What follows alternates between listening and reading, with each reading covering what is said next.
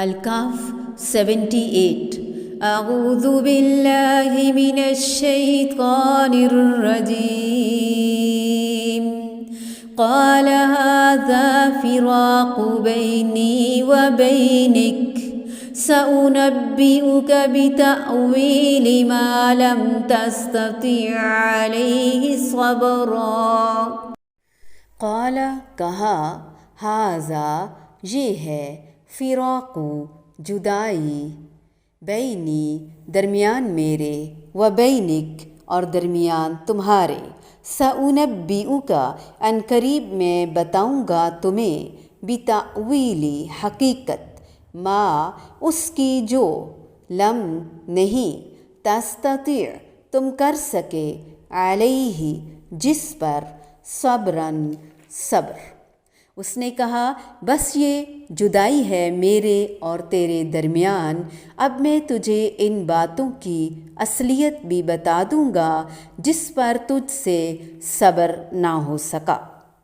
حضرت خضر نے کہا کہ موسیٰ علیہ السلام، یہ تیسرا موقع ہے کہ تو صبر نہیں کر سکا، اور اب خود تیرے کہنے کے مطابق میں تجھے ساتھ رکھنے سے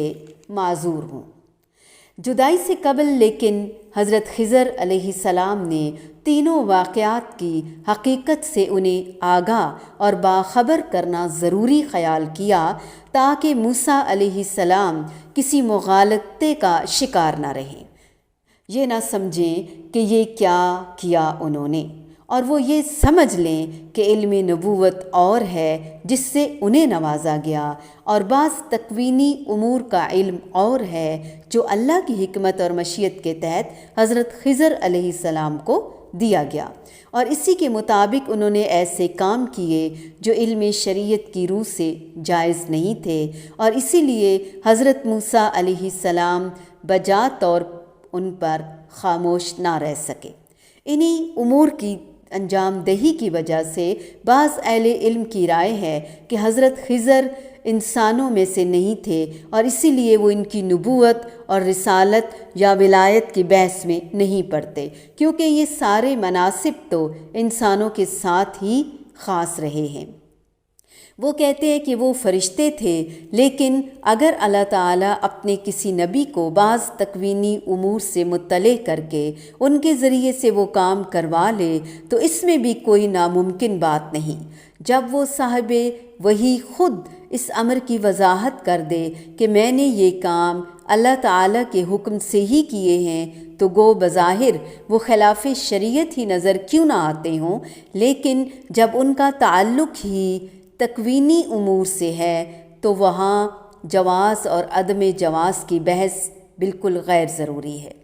جیسے کہ ان احکامات کے تحت کوئی بیمار ہوتا ہے، کوئی مرتا ہے، کسی کا کاروبار تباہ ہو جاتا ہے، قوموں پر عذاب آتا ہے، ان میں سے بعض کام بعض دفعہ باذن الہی فرشتے ہی کرتے ہیں، تو جس طرح سے یہ امور آج تک کسی کو خلاف شریعت نظر نہیں آئے، بالکل اسی طرح حضرت خضر کے ذریعے سے وقوع پذیر ہونے والے واقعات کا تعلق بھی چونکہ